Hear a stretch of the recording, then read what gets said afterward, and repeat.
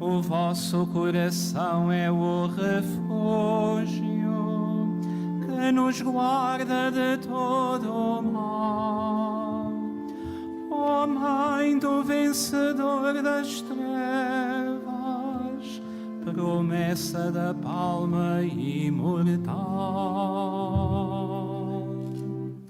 Ave Maria, Ave Maria, Ave Maria, gracia plena.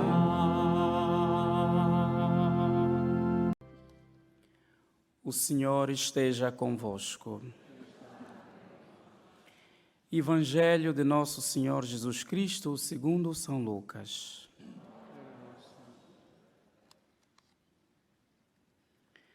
Naquele tempo, levantou-se um doutor da lei e perguntou a Jesus para o experimentar: Mestre, que hei de fazer para receber como herança a vida eterna? Jesus disse-lhe: Que está escrito na lei? Como lês tu?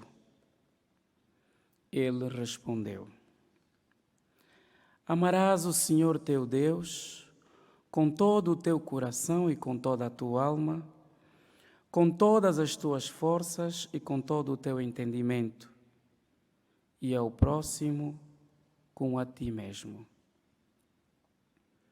Disse-lhe Jesus: Respondeste bem, faz isso e viverás. Mas ele, querendo justificar-se, perguntou a Jesus: E quem é o meu próximo? Jesus, tomando a palavra, disse: Um homem descia de Jerusalém para Jericó e caiu nas mãos dos salteadores. Roubaram-lhe tudo o que levava, espancaram-no e foram-se embora, deixando-o meio morto. Por coincidência, descia pelo mesmo caminho um sacerdote. Viu e passou adiante. Do mesmo modo, um levita que vinha por aquele lugar, viu e passou também adiante. Mas um samaritano que ia de viagem passou junto dele e, ao vê-lo, encheu-se de compaixão. Aproximou-se, ligou-lhe as feridas, deitando azeite e vinho, colocou-o sobre a sua própria montada, levou-o para uma estalagem e cuidou dele. No dia seguinte, tirou 2 moedas, deu-as ao estalajadeiro e disse: Trata bem dele, e o que gastares a mais, eu te pagarei quando voltar. Qual destes 3 te parece ter sido próximo daquele homem que caiu nas mãos dos salteadores? O doutor da lei respondeu: Aquele que teve compaixão dele. Disse-lhe Jesus: Então vai e faz o mesmo. Palavra da salvação.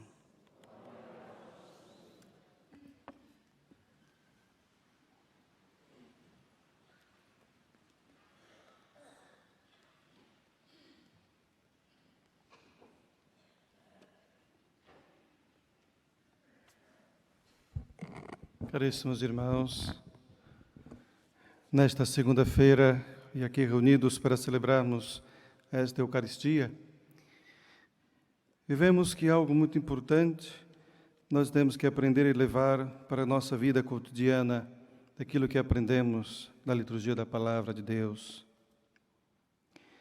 Nesse Evangelho que nós acabamos de escutar, nós vemos que é aqui um diálogo entre Jesus e um judeu, que faz uma pergunta muito importante a Jesus.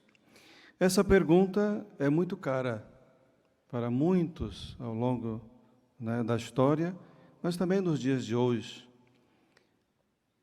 àqueles que têm uma preocupação para poder ir para a vida eterna, fazer parte, ter como herança. Então, faz uma pergunta para o experimentar, não uma pergunta, né, porque para ele talvez não fosse mais importante, mas já que essa pergunta é importante para nós, é importante também que nós nos perguntemos. E perguntemos a Jesus, e Jesus vai responder para nós: Mestre, o que hei de fazer para receber como herança a vida eterna? E Jesus, que sempre responde às perguntas fazendo outras perguntas, é uma maneira muito comum naquela altura, mas, sobretudo, muito importante, porque ajuda a própria pessoa a encontrar a sua resposta. Então, Jesus vai perguntar: o que está escrito na lei? Como lês tu? E ele vai responder: amarás o Senhor teu Deus com todo o teu coração, com toda a tua alma, com todas as tuas forças, com todo o teu entendimento, e ao próximo como a ti mesmo. Só que acontece que Jesus logo vai responder: respondestes bem. Mas acontece que essa questão do próximo, na época que Jesus estava aqui, né, encarnou-se como nós, antes da sua morte e ressurreição, para muitos judeus, desde o Antigo Testamento, o próximo vem tendo algumas mudanças de concepção.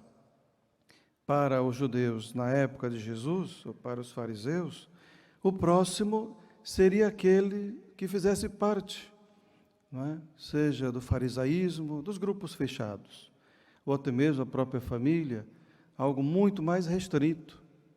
Então, às vezes, para nós seria mais fácil, não é? Fazer o bem ao próximo que está ali dentro da nossa casa, que nós conhecemos, etc.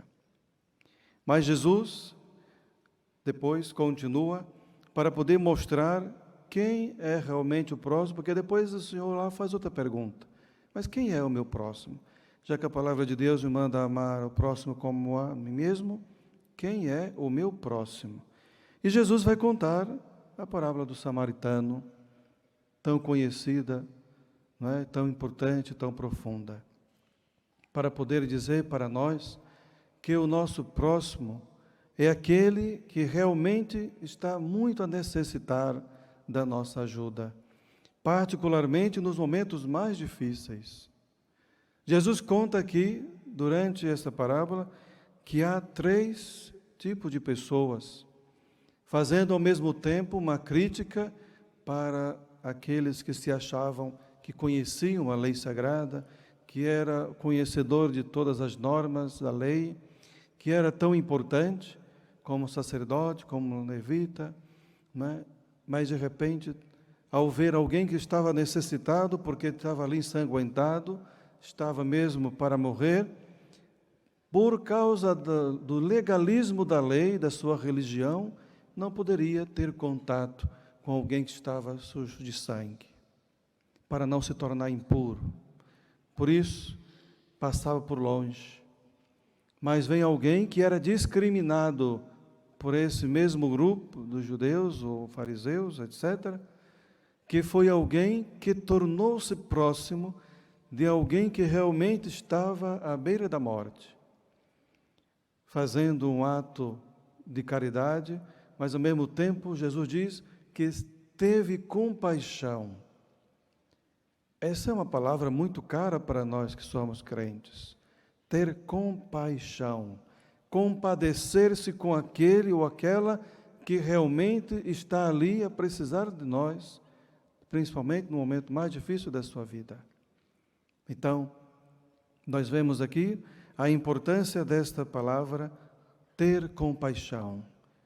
E assim o ajudou, colocando azeite, colocando vinho, dando a responsabilidade a um albergue para poder acolher e para aquilo que necessitasse.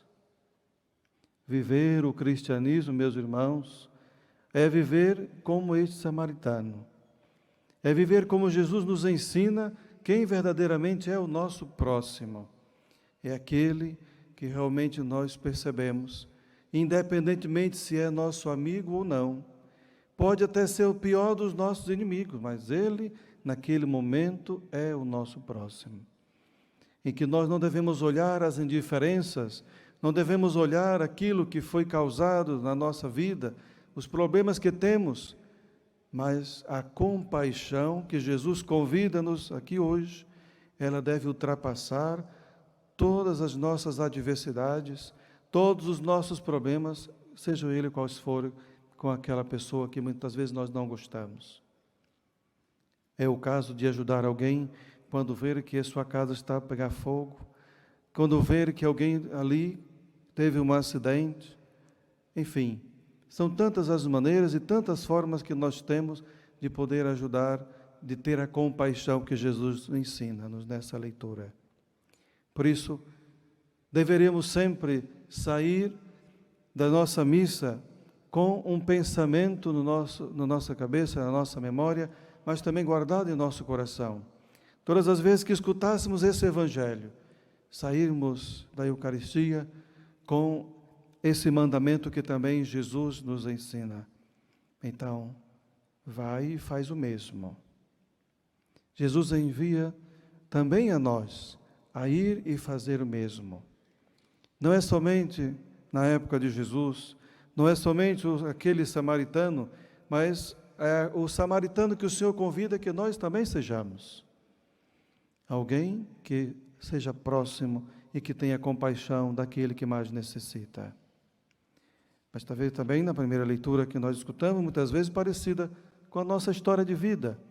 A história de Jonas aqui é muito parecida com a história de muitos que Deus envia, né, ou dá uma determinada missão, mas acaba por fugir, seja por medo, insegurança, ou seja até mesmo por achar que, como Deus enviou o próprio Jonas até Nínive para pregar a conversão, talvez até realmente ele pensava, e nós assim, para quem conhece o livro, vai saber que até Jonas não acreditava que aquele povo podia mudar de vida, que aquele povo pudesse se converter. Muitas vezes nós também achamos que fulano não tem jeito, que não tem nenhuma forma daquela pessoa mudar de vida, de encontrar Deus, como se tudo tivesse perdido. Isto, meus irmãos, muitas vezes até podemos dizer que é uma fraqueza de fé para quem pensa desta forma. Para Deus, nós já sabemos, tudo é possível. Não façamos como Jonas, de nos escondermos diante das realidades da vida, de nos escondermos diante da missão que o Senhor nos confiou e de querer fugir sempre quando Deus, mais precisa de nós para ajudar o outro a encontrar o próprio caminho certo. Por isso é que nós olhamos para a nossa liturgia de hoje, olhamos para aquilo que Jesus nos ensina, olhamos para que esta leitura primeira também nos ensina, para que nós não possamos pensar que nesse mundo nada mais tem jeito. Apesar das confusões que nós vivemos, de todas as tragédias que nós acompanhamos esses tempos, também há jeito, não é? Porque tudo se faz segundo a vontade de Deus. Então, nós precisamos pensar no nosso compromisso que devemos ter cada vez mais em poder lutar para defender a nossa própria vida, para defender a vida como um todo criado, para poder também lutar pela paz. Rezemos então, pedindo a intercessão de Nossa Senhora do Rosário de Fátima, para que esta palavra possa fazer morada na nossa vida e que assim, nós confiando no amor de Deus, possamos dar passos significativos para que possamos confiar cada vez mais em Deus. Seja louvado nosso Senhor Jesus Cristo.